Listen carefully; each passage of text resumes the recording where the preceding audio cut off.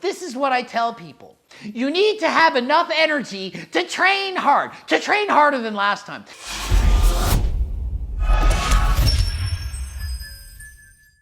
Body weight obsession.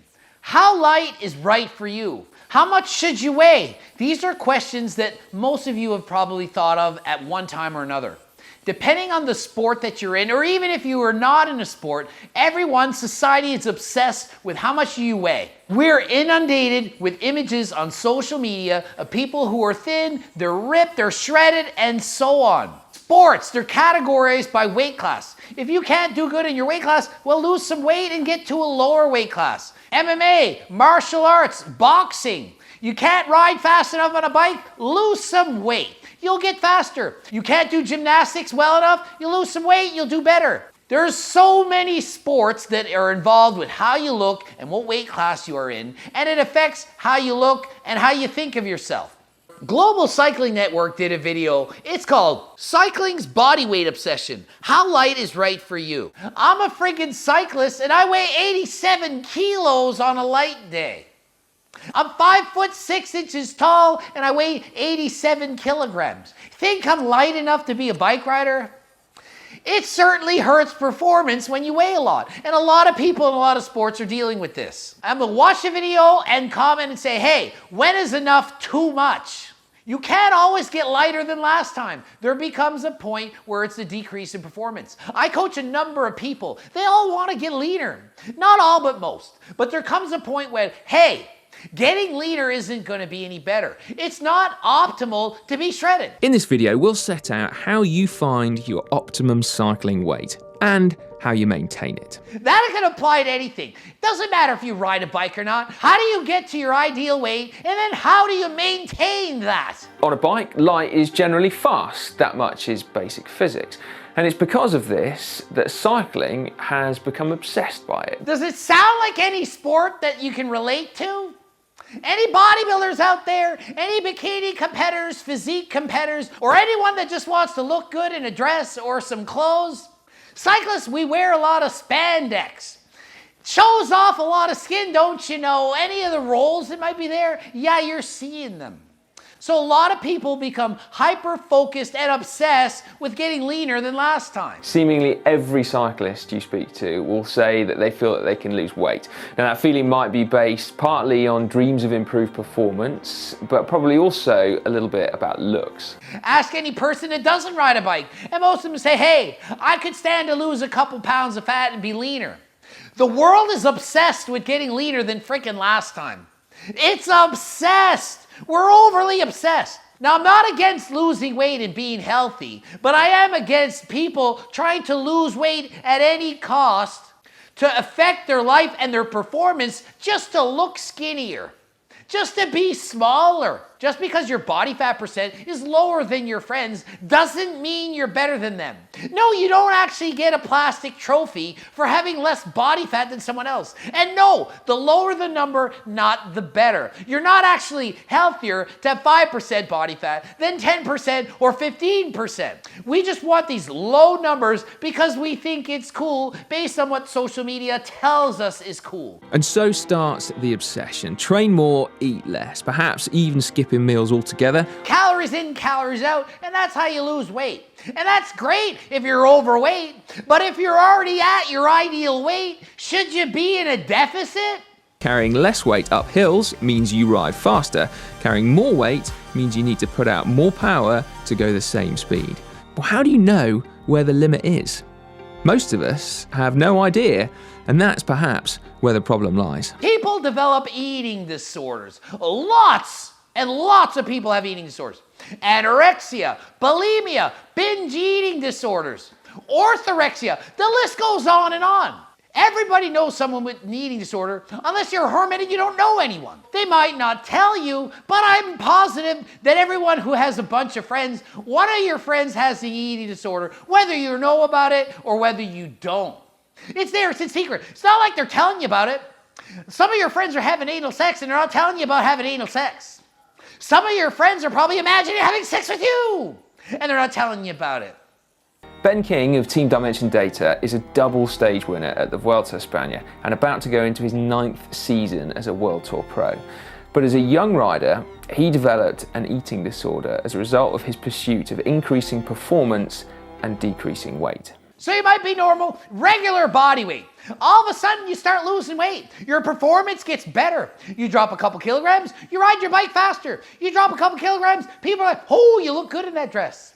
Ooh, you're looking swell. Ooh, you're looking swole. See, you're ripped. Oh, wow, those are some nice abs. It's not something that's talked about often, but it is a big issue. I think it's seen as sort of a women's disease and something that's all about body image and, you know, people comparing themselves to fashion magazines and everything like that. But then I think there are these young cyclists, and I was the case of, you know, kind of comparing myself to body images of the Chris Froomes and the Michael Rasmussens and guys like that I was watching on TV and looking how skinny they were. I'm going to lose a couple more kilos. Then maybe you improve even more and you get even more compliments. Then it's an addiction. You're going to lose even more weight and more weight. And then eventually you've lost all the weight, every last pound. You have no muscle left, you have no body fat left, and your performance is down the toilet. You can hardly go for a jog. You have no energy anymore. And you're obsessed with how you look, and you lose perspective. You look in the mirror, you don't even know what you see. You see fat, and there is no fat. You don't know. It happens slowly, and it creeps up on people. The question is, though, how do we get it right? What is your optimal weight? Well, we're turning to Renee McGregor, who is a sports and eating disorder specialist. So we have a sports and eating disorder specialist who's going to tell us exactly how we can know this. I suppose the first thing to say is that most people are probably already at that kind of lower end of normal. Okay, that doesn't help the average person. The average person doesn't know, hey, what weight should I be? They're probably not riding their bikes 15 hours a week. If you're new to it, perhaps you've taken up cycling because, you know, it is a way of wanting to lose a bit of weight, but it's also something you enjoy, then you may find that initially you do notice some changes in your body weight. Because the average person is overweight. I was a little bit overweight. I was maybe 220 pounds. Now I'm like 195 pounds. So as you add in this cardio, guess what? You're burning more calories and you're probably going to lose weight because it helps you to be in a calorie deficit. To answer your question about how do you find the optimal weight for performance, is a lot of trial and error. Well, you don't really know exactly now, do you? This is what Coach Greg says. I'm not a certified sports nutrition specialist, certified all this and stuff. I'm just a circle. This is what I tell people. You need to have enough energy to train hard, to train harder than last time. If you do not have enough energy to train harder anymore, you're not eating enough. If you can no longer push yourself optimally, you're not eating enough. You need to eat more. If you have no energy, you need to eat more to give you that energy. I think that's pretty freaking simple. You're there training, and you're training, 6 days a week doing your thing. You're losing weight. That's good. That's great. You're getting leaner. That's fantastic. I'm not saying to get too lean, but you're leaner than if you're obese. It's good to get leaner. Eventually, if you keep trying to lose weight, there's going to become a point where you have no more energy and it's a nightmare and you feel like shit. You think I've ever been there? Obviously, I'm a professional bodybuilder. There's not a show I've ever done where I didn't eventually feel like garbage because you get too lean for your health. Professional bodybuilding is not healthy, especially when you're abusing PEDs like I did. You think I'm being hypocritical? No, it's not healthy. It's not healthy to try to get under 4 or 5% body fat. It is not. There's no magic formula. Like there's no kind of magic equation to go, right, if you do this and subtract that and add this, you're going to get to your optimal weight. It's all a guess. Just like you can't figure out exactly how many calories you need just by typing something in on an app. I do tend to use a mixture when I'm working with people, a mixture of what their BMI is. And I know people will go BMI, there's no science behind it. There's a lot of science behind BMI. Yeah, some science that doesn't apply to us. You just said there is no magic formula, but she's saying I use BMI. You can't just use BMI, but look, she's saying it's not just BMI. If you're on the lowest end of the spectrum and you get below that, there's problems. There's a huge red flag waving. But listen, you can be at the top end of the BMI chart or above it and be having problems. You can definitely get some ideas of whether they're going too low. So at the moment, the general guidelines sit at 18.5 to 25 as being... So 18.5 to 25 is generally considered the ideal range of weight that a normal person should be at. If you're below 18.5, that could be a problem. If you're above it, well, probably you could get lower, but maybe not. My BMI is 31.5, which is considered obese. It sucks for me, I better be losing weight because I'm obese. And a BMI of 25 for my weight equals 155 pounds. So the maximum that I should weigh according to the BMI chart is 155 pounds. Do you know how many people will write me and say about coaching and they feel like they're too small? Meanwhile, the BMI chart is saying I shouldn't be over 155 pounds. I'm 40 pounds overweight right now. Do I have 40 pounds of fat to lose? No. So BMI is not the be-all, end-all standard. Now consider the lower end of the scale, 18.5. Let's see what I need to be that skinny. So if I'm under 115 pounds, that's when the red flag's waving for her chart on my height and weight. Pretty sure the red flag should be waving a lot earlier than that for me. 115 pounds going back to when I was in grade 7. Okay. So you see why BMI chart is a bunch of BS. That kind of normal range. If I see anybody drop below 18.5, I get twitchy. You guys know Twitch. He can do all those like freaky dance moves. Twitch. Look up Twitch. Most of us, I guess, don't have access or perhaps even the desire to sort of get that support team behind us, the professional team. And so what should we be aware of? You should do what I just freaking said about the energy levels. Rewind the tape and watch that again, or post it twice in this video editor person. If you do not have enough energy to train harder anymore, you're not eating enough. What are the sort of the risk signs that perhaps things are not going in the right direction? So what are the risk signs? You don't have any energy, you feel like garbage, your sleep sucks. The signs are very clear. They're easy. You will know them. Trust me, you will. You may find that actually you don't really want to hang out with people. You know, you actually become quite withdrawn and you become very, very obsessive about numbers. In a bad way. Every single macro you're counting and it's like, oh my goodness, let's have a life.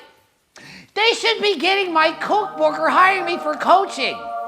It's simple. You just follow the meal plan. You don't need to self-obsess and be like, everything has to be eaten perfectly. You're allowed to cheat on your diet. You don't need to eat everything perfect all the time. It's okay to not be perfect, people. So they really focused about macros and numbers and am I doing it correctly? And they never want to deviate.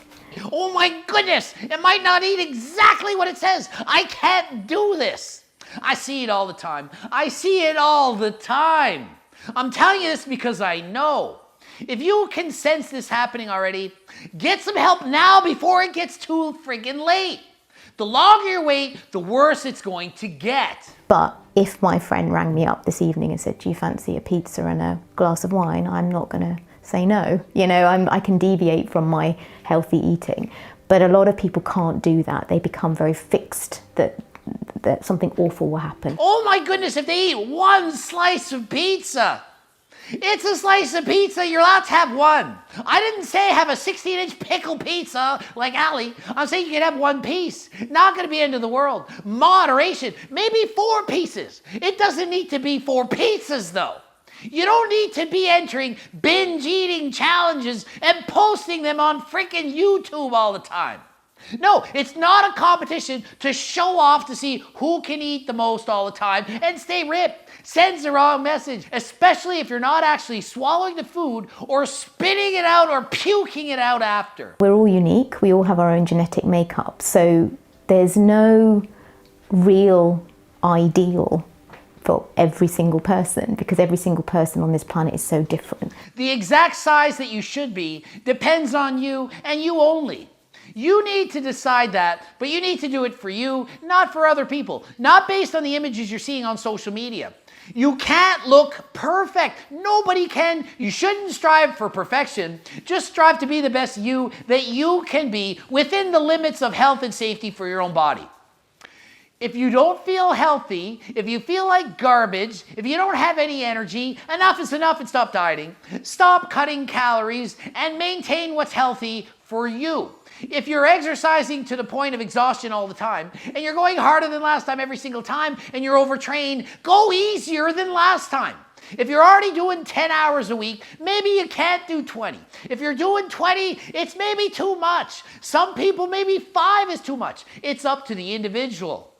We don't know. There's no exact number. I can't stand on this video and say, your height is this and your weight is that. That means you're doing it wrong. I can't say, you need to do this many minutes of cardio a day. I mean, yes, we all should know at least that we're all different. Some people naturally carry more muscle, others might carry more fat, others always just look super lean. But I don't think I'd ever really considered the limits of weight loss. So be within your limits and don't do more than you can do. So anyway, I'm gonna end it here. If you need help, reach out, go see your doctor, dietitian, tell your parents, tell your mom, tell your dad. Go tell someone that you trust. GregDoucette.com for coaching, Greg Doucette IB Pro. Bloop it up a couple of videos. Be sure you watch some of these. These might also help you. And until next time, I'm out.